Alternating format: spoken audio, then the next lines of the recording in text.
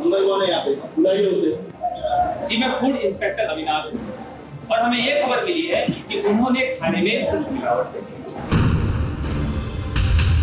मेरी गलती सर, जो मैंने इसको नौकरी पे रख दिया सर, ये अपनी मजबूरी का रोना रोते हुए आई थी।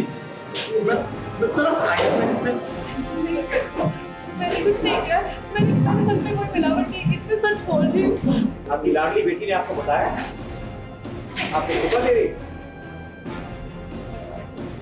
मुझे धोखेबाज कहने वाली।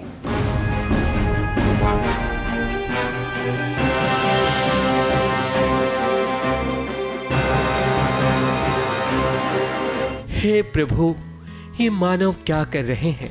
इतना ड्रामा तो हमारे वन में भी नहीं होता। हमें तो मंगल पर दया आती है। हे नाथ, इस बेचारी पर और कितने मुसीबत के पहाड़ टूटेंगे। खैर, अपने को क्या है, अपन तो खाएंगे और मस्त रहेंगे। हे मानव, आप अपनी गाथा शुरू करें ताकि SBS के दर्शकों का एंटरटेनमेंट हो सके। हनुमान जी की वानर सेना से एक वानर आया। उसने सोचा कि मंगल को मुसीबत से बचाया जाए, लेकिन यहाँ मंगल की मुसीबत तो खत्म ही नहीं हो रही है। आदित्य के सामने मंगल को आज रुसवा होना पड़ा, क्योंकि उसकी पोल खुल गई कि मंगल एक हलवाई की दुकान पर काम करती है। आपकी लाडली बेटी ने आपको बताया? आपको धोखा दे रही? मुझे धोखेबाज कहने वाली। खुद फंस गई। ये तो सही है। मंगल ग्रहण है आदित्य के लिए और हर वक्त कुछ ना कुछ करती रहती है। इनफैक्ट आज भी इस रोके के फंक्शन में इसने कुछ ऐसा किया है जिसकी वजह से मैं बहुत परेशान हूँ। एक तो इन्होंने हलवाई की नौकरी कर ली और कुछ मिला नहीं इन्हें। ऐसा लगता है जैसे बहुत हम लोग इससे भूखा रखते हैं, बहुत इन्हें तरसाते हैं। यही साबित करना चाहती है ये। और नहीं, हलवाईगिरी से बहुत पुराना नाता है मेरा। हलवाई के संग भी नाता है इनका, ये लो। हाँ, आप समझ रहे हैं कि मेरा दूसरों के साथ नाता क्यों है। क्योंकि इनका नाता हलवाई से है। अब तो हमारा मंथली पास है पुलिस के पास। जब मन करे हम पुलिस स्टेशन उठ के चले जाते हैं। पर इस बार नया ये है कि मंगल जो है वो गिरफ्तार होके जा रही है। बात दरअसल ये है कि पुलिस को खबर मिली कि खाने में मिलावट हुई, और जब पता किया तो पता चला कि मंगल ने खाना बनाया था लिपिका के रोके में। फिर क्या, पुलिस मंगल को पकड़कर पुलिस थाने ले जा रही है। मंगल की सास कुसुम का और मंगल की मां शांति देवी, सभी का दिल पिघल गया, क्योंकि कोई नहीं चाहता कि मंगल के साथ ऐसा हो। क्रिमिनल ऑफेंस किया है, बेसिकली कुछ फूड पॉइजनिंग हो गई जो खाना मैंने बनाया है उससे। और मंगल को इस बात को यकीन नहीं है कि ये ऐसा मैंने किया है, बिकॉज मैंने खुद खाना बनाया है और ऐसा मैंने किया ही नहीं है। तो वही है। और मुझे पूरा यकीन है कि मंगल अपनी सफाई पेश करेगी या किसी तरह से उसको अपनी सफाई। बट अभी फ़िलहाल के लिए, क्योंकि पुलिस किसी की नहीं सुनती, वो कहते हैं कि सब चीज़ें थाने में बात होगी जो भी होगी। तो अभी फ़िलहाल पुलिस मुझे लेकर जा रही है। ऑफ कोर्स मंगल मतलब आदित्य कहीं ना कहीं जानता है कि मंगल ये सब नहीं कर सकता, पर जब वो उसके थॉट माइंड में क्लैरिटी आए, उससे पहले सौम्या उसका माइंड वॉश कर देती है और वो बहक जाता है। बहुत अलग, यानी पहाड़ टूट पड़ा। एक बेटी को पुलिस ने पकड़ लिया, इधर रोका, खुशी में गम भर भर के होता है। वो वाली एक माँ पे बहुत बुरा पार्ट टूटता है, ये तब ऐसा होता है। मुझे बताते हुए भी रोना आ रहा है। मंगल पर मुसीबत भले ही आई है, लेकिन हनुमान जी की कृपा होने के कारण मंगल को कुछ नहीं होगा। वो पुलिस थाने जाएगी तो, लेकिन वहाँ बच जाएगी, क्योंकि मंगल का सेवियर आदित्य नहीं बल्कि उसका बेटा बनेगा। ABP news report.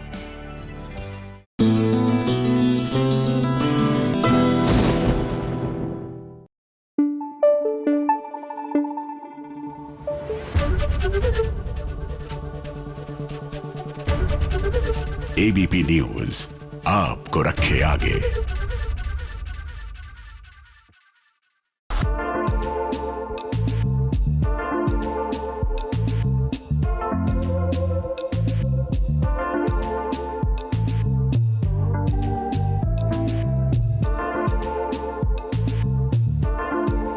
जिसका हस्बैंड हो शेफ, उसकी वाइफ का किचन में क्या काम है।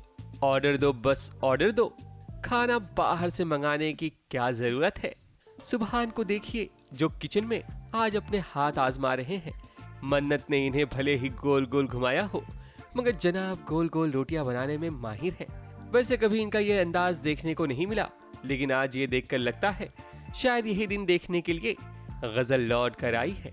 सबक तो मैं सिखाऊंगी, और मुझे ऐसा लगता है कि जब औलाद को किसी भी चीज़ का डेंजर हो तो माँ फिर लायनस बन जाती है, बिल्कुल शेरनी बन जाती है। तो अब मेरा टाइम आ गया शेरनी बनने का।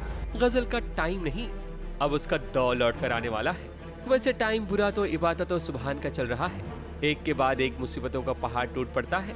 अब देखिए दिवाली तो चली गई, लेकिन मन्नत कायनात का मन अभी भी धमाका करने का कर रहा है। बात दरअसल ये है कि मन्नत कायनात का इरादा है कि किसी तरह सुबहान को किचन से बाहर कर इबादत को अपना निशाना बना सके, मगर ऐसा हो नहीं पाता। कुकर जब फटता है तब इबादत अपने सुबहान को ही बचा लेती है। टाइम के बारे में पुपी जान को पता है, अरमान को पता है, निगार को पता है और गुलनाज जी को पता है। मतलब दिस इज़ मन्नत एंड हर गैंग, द गुंडा गैंग तो उन सबको पता है, और वो लोग कहीं ना कहीं कोशिश कर रहे हैं कि सुबहान को किचन से हटा दे, क्योंकि ऑब्वियसली इबादत को मारना चाहते हैं तो सुबहान को कुछ नहीं होना चाहिए। मन्नत सोच रही है कि इबादत और सुबहान को अलग कर दिया जाए, मगर ये पगली भूल जाती है कि जितना वो दूर करने की कोशिश कर रही है वो दोनों और भी करीब आ रहे हैं। मगर अब गजल के आने के बाद ड्रामे का डोज डबल होने वाला है, क्योंकि साजिशों का तड़का और भी मजेदार लगेगा। ABP news report.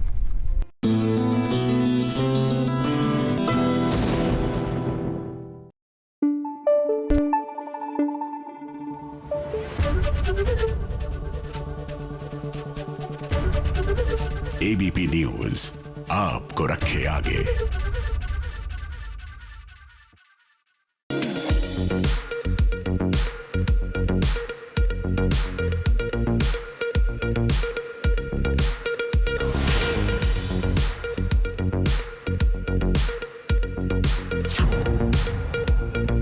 लक्ष्मी और मलिष्का दोनों का सेम टू सेम दुपट्टा।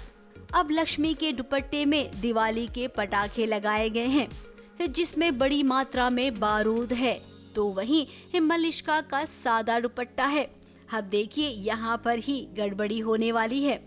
अब पारू ने जब लक्ष्मी का दुपट्टा देखा तो उसे लगा कि इस दुपट्टे में जरूर कोई प्रॉब्लम है, इसीलिए तो लक्ष्मी जब बाथरूम के अंदर गई और उसके बाद बाथरूम से बाहर आई, तब देखिए कि कैसे दुपट्टा ही बदल गया।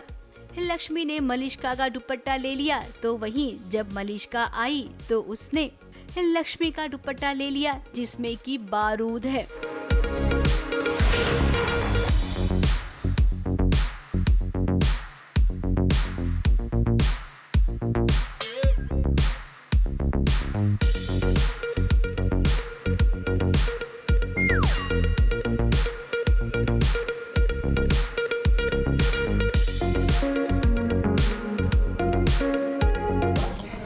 एक्चुअली मुझे प्यास लगी थी तो मैं माँ को बोलती हूँ कि मेरी पानी बोतल डैड के रूम में है, तो मैं वहीं से ले लेती हूँ। तो मैं पानी पी रही होती हूँ डैड के रूम में, तो माँ कुछ लग गया होता है तो वो पहुँच रही होती है, तो मुझे दिख जाता है वो कुछ पहुँच रही है, तो मैं उनसे पूछती हूँ कुछ लग गया है क्या, तो वो बोलती है हाँ वो थोड़ा केचप गिर गया था। मैं बोला आप इधर बैठो मैं साफ़ कर देती हूँ। तो फिर मैंने बोला कि दुपट्टे के अंदर भी चले गया केचप, तो मैंने वो दुपट्टा निकाल के फेंक दिया क्योंकि उसमें कुछ था। अब सच में बच्चे ना भगवान का रूप होते हैं। ना पारो को प्यास लगती, ना लक्ष्मी और पारो ऋषि के कमरे में आते, ना लक्ष्मी के दुपट्टे पे केचप गिरता और वो ना ही बाथरूम जाती। ये सब कुछ भगवान करा रही हैं, क्योंकि वो जानते हैं कि लक्ष्मी एक सच्ची इंसान है।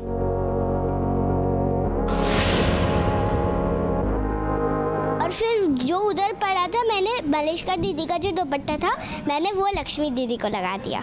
मलिष्का दीदी का जो प्लान था वो फ्लॉप हो गया है, तो वो दुपट्टा उनके पास आ गया है। मलिष्का ने हमेशा ही लक्ष्मी के लिए बुरा सोचा है, लेकिन आज उसे पता चल जाएगा कि बुरा जो सोचता है ना उसी के साथ बुरा होता है।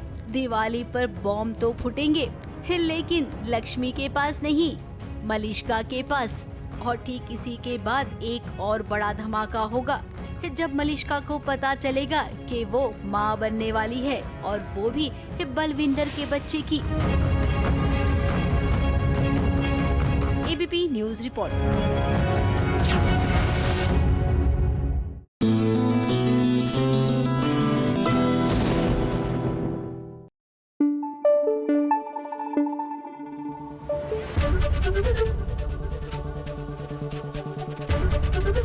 एबीपी न्यूज आपको रखे आगे।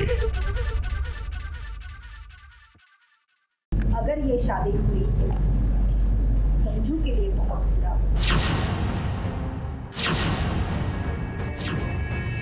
इसलिए मैं नहीं चाहती कि ये शादी हो।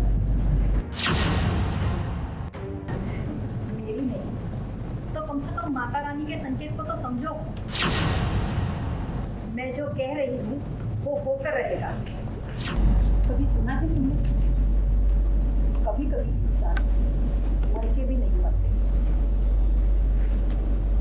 कभी नीति की मेहंदी में बहुत बड़ा खुलासा कर दिया है कल्याणी देवी ने। अब नीति तो चाहती थी कि कल्याणी देवी ने अपने पिंड से जो मेहंदी लाई है वही मेहंदी नीति अपने हाथ पर रचाए। उसे क्या पता था कि कल्याणी देवी तो ऐसा कुछ कह जाएगी उसे, उसके और संजू के रिश्ते को लेकर।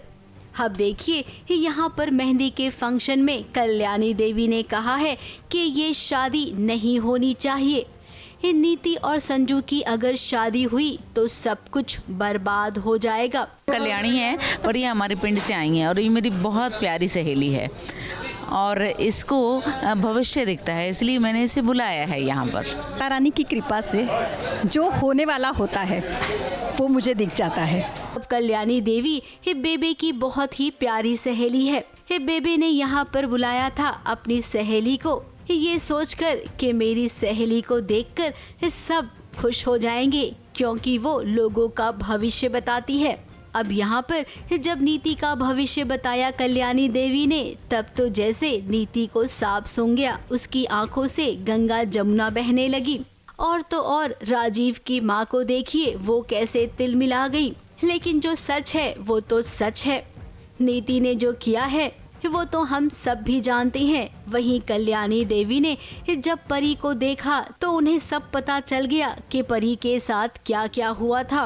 वहीं राजीव और परी की जोड़ी भगवान ने बनाई है तो उन्हें कोई जुदा नहीं कर सकता है। परी के साथ जो भी कुछ गलत हुआ था वो मुझे पता चल गया और इसी बेस पर अब आगे क्या होगा वो तो सीक्रेट है, पर इतना तो पता चला कि उसके साथ जो गलत हुआ था वो पता चल गया।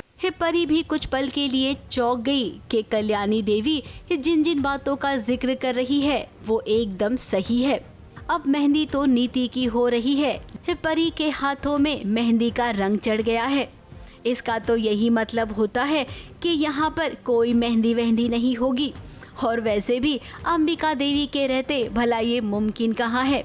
देखिए मेहंदी के फंक्शन में उन्होंने इनकम टैक्स की रेट बढ़वा दी है, यानी कि ये मेहंदी तो अब होने से रही। हाँ ऑब्वियसली मैं तो नहीं होने दूंगी ये मेहंदी शहंदी जो भी है। उसके पीछे का रीज़न क्या है पूछो, क्यों नहीं होने दे रही तुम? क्योंकि मैं नहीं चाहती तुम्हारी मेहंदी। तो फिर मेरे पास वापस क्यों नहीं आ रही तुम? बिकॉज मुझे ऐसा लग रहा है कि तुमने मुझे मारने की साजिश की थी। तो साजिश का कब खुलासा करने की सोच रही हो तुम? अभी नेक्स्ट वीक ओह स्पॉइलर। इसीलिए हम भी अब यहाँ से चलते बनते हैं। मुंबई से शिवानी सिंह के साथ एबीपी न्यूज रिपोर्ट।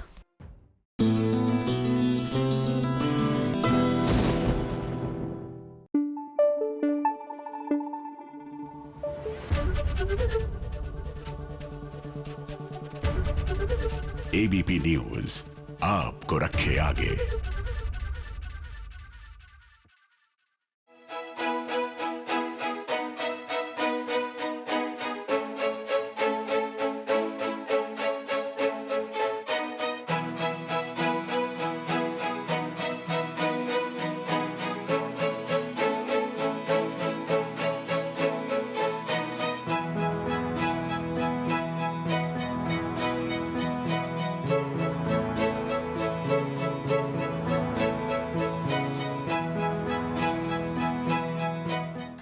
दिवाली पर मिल रहे हैं सुमन और तीर्थ के दिल, लेकिन ये क्या, यहाँ क्या गोलमाल हो रहा है इनके रोमांस के बीच? आखिर ये परेशानी कैसी है? अब दरअसल तीर्थ और सुमन दोनों ही परेशान हैं, क्योंकि दोनों की चोरी जो पकड़ी गई है। सुमन की चाट की दुकान पर दोनों रंगे हाथ पकड़े गए हैं।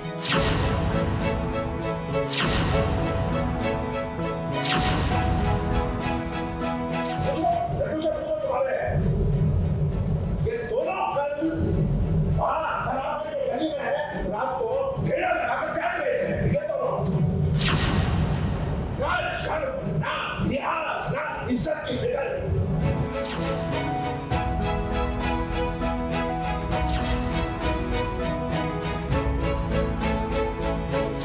ताना मार रही थी दुनिया इधर से उधर से। अरे चंद्रकांत मित्तल की बहू देखो चाट बना रही है।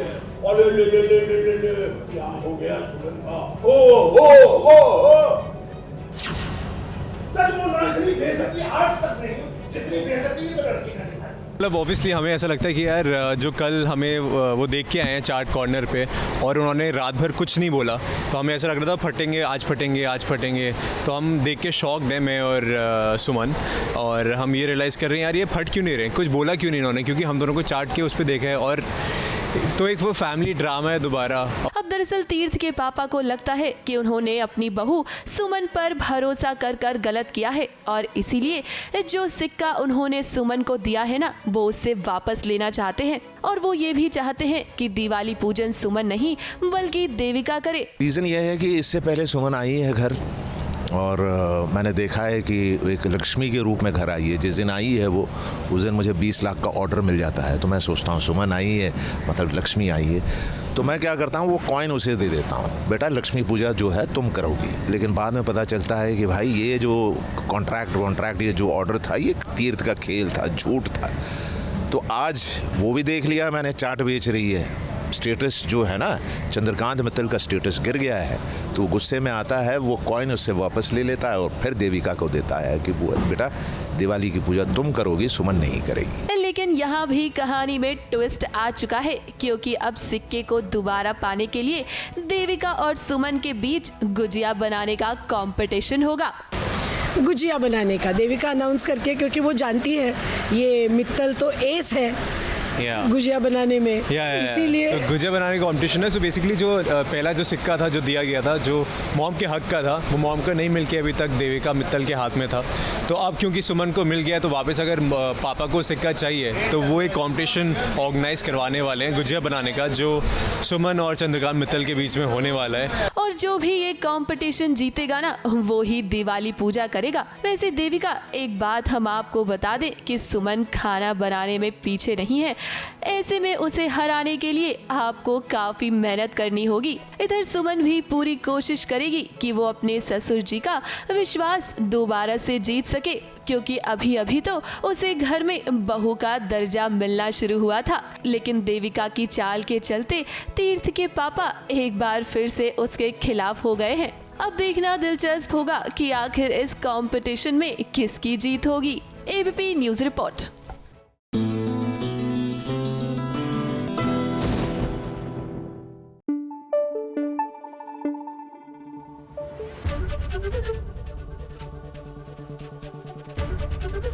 एबीपी न्यूज आपको रखे आगे।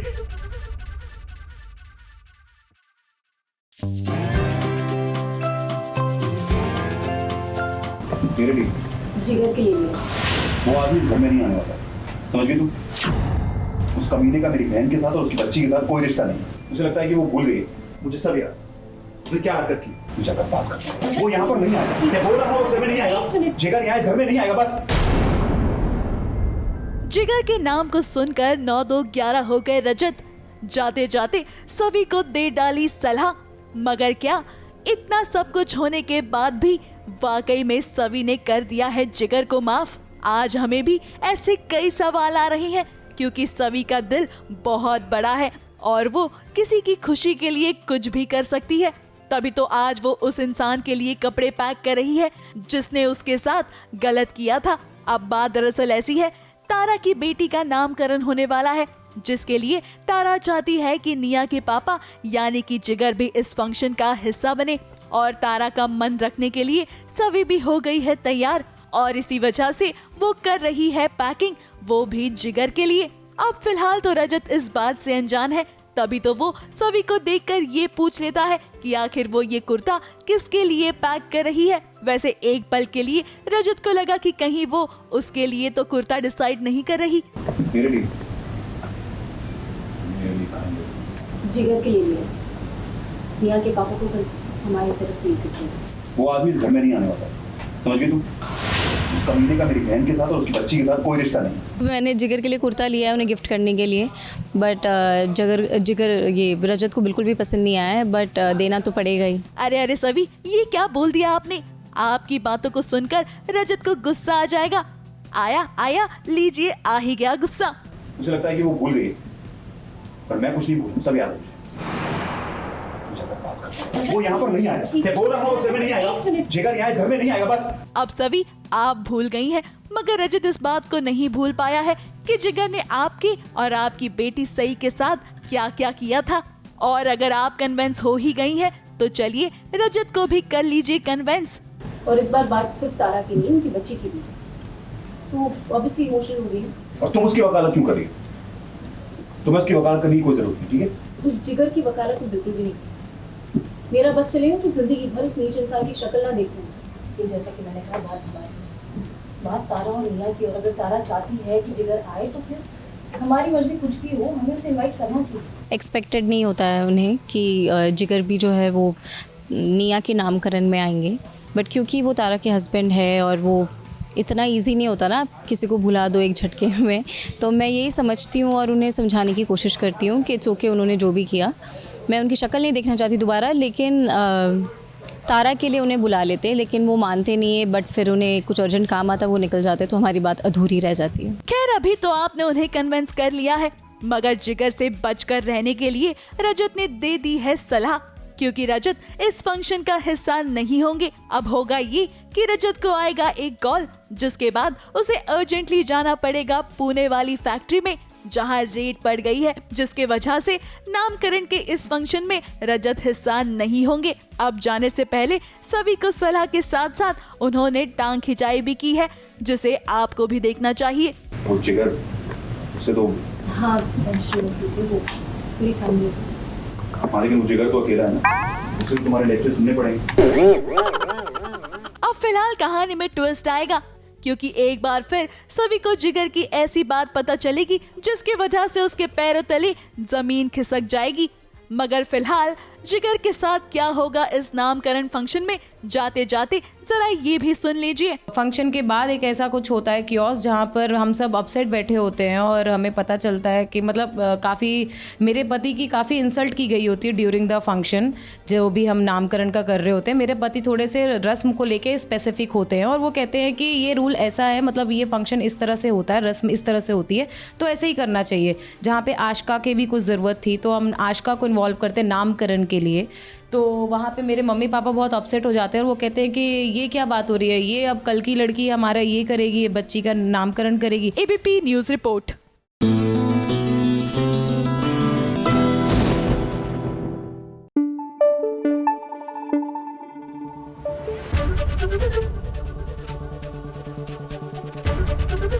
एबीपी न्यूज़ आपको रखे आगे।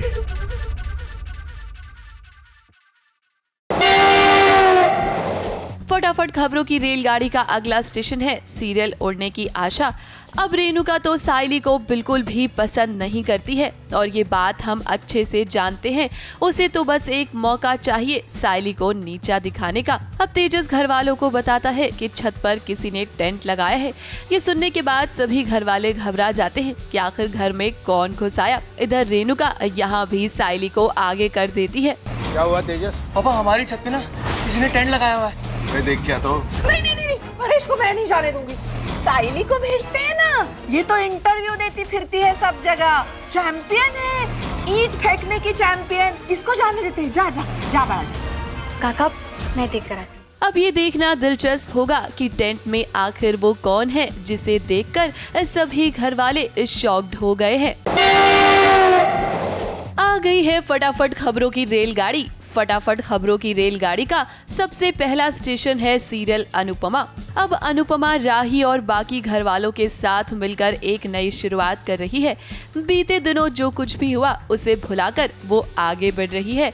अनुपमा और राही के बीच के रिश्ते भी अब धीरे धीरे सुधर रहे हैं। ऐसे में अब इंतजार है तो बस अनुज के वापस आने का। 1 किलो मध्यम हो सकती है, लेकिन पूछ कभी नहीं सकती, क्योंकि मैं इन्हें पूछने ही नहीं दूंगी। हैप्पी दिवाली कपड़िया जी, हैप्पी दिवाली।